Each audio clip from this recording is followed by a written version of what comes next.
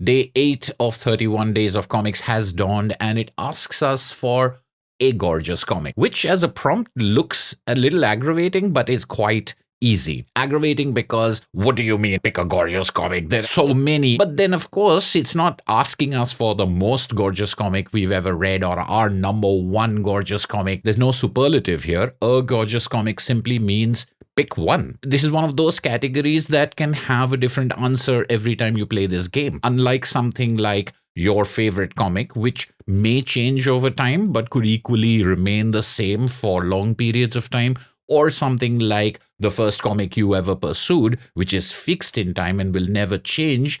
You could play 31 Days of Comics year after year and give a different response for this because you will just pick a different gorgeous comic. So now that we don't have the pressure of the superlative or even remembering in autobiography something chronological, now that I just have to pick a comic that satisfies the quality of being gorgeous, I can now focus on the word gorgeous itself. A dictionary definition is always a good place to start. We should always look up what words mean and be aware of their definitions when we want to use them. But at the same time, I do think that we often layer on some connotations and some meanings to words that may not be part of their strict definition, but that are more idiosyncratic and not necessarily universal. And the word gorgeous is one of those words for me. First of all, I've always really liked this word, but then came to find it to be a little overused. A similar experience to the way I feel about the word awesome. I think many people will agree with me that gorgeous isn't just a question of intensifying beauty, but also narrowing the focus a little bit. By that I mean something being beautiful, something having beauty.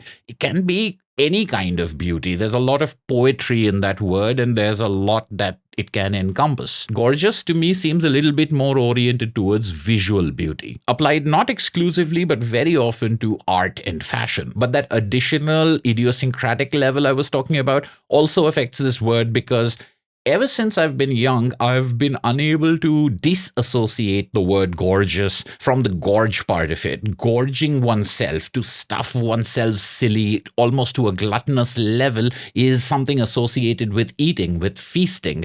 And that's why gorgeous, I think, to me, has always been this visual feast. Which is not to say that I can't think about something that is lean and minimal as being gorgeous, but it's not my immediate association. Now, whether I would choose to use the word gorgeous with some comics and not with others isn't any way a value judgment. I don't think a gorgeous comic is a better comic or a superior read than one that I wouldn't classify as gorgeous. It's just a word to distinguish the kind of beauty a work can contain. So for me, the word gorgeous narrows the focus a little bit to visual beauty and an opulent, rich visual beauty. And although definitionally I can narrow my focus a little bit, that doesn't mean that the job of picking one book has gotten any easier. Many comics that I consider gorgeous comics I've talked about on this channel before, including on previous days of comics. But for today's pick, I did want to mention something that I haven't really talked about before, but is definitely one of the first comics that comes to my mind whenever anyone talks about gorgeous art. This is Bride Story by Kaoru Mori. In English, I think there are 14 volumes of Bride Story out right now. I'm still on volume 12. I've got to get the next two.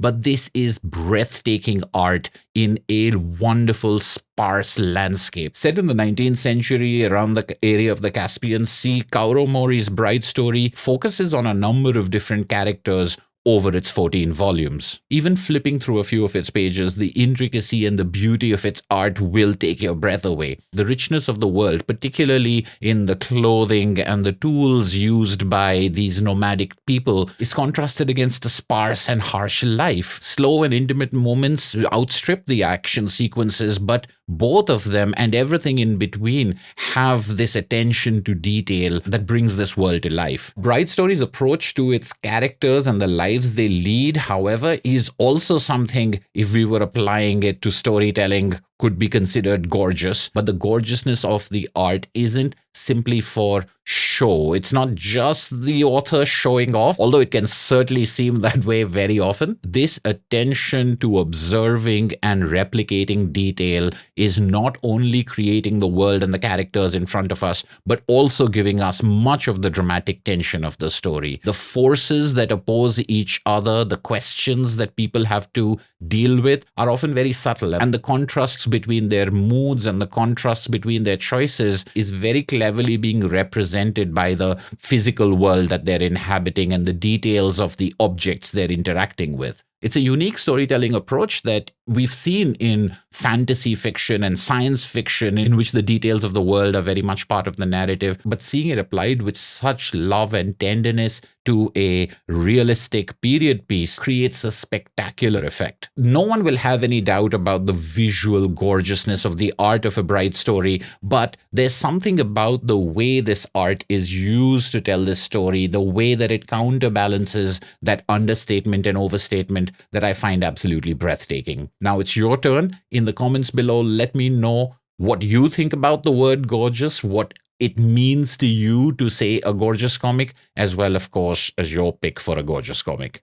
This has been For the Love of Comics. Thank you so much for watching, and I'll see you at the next video.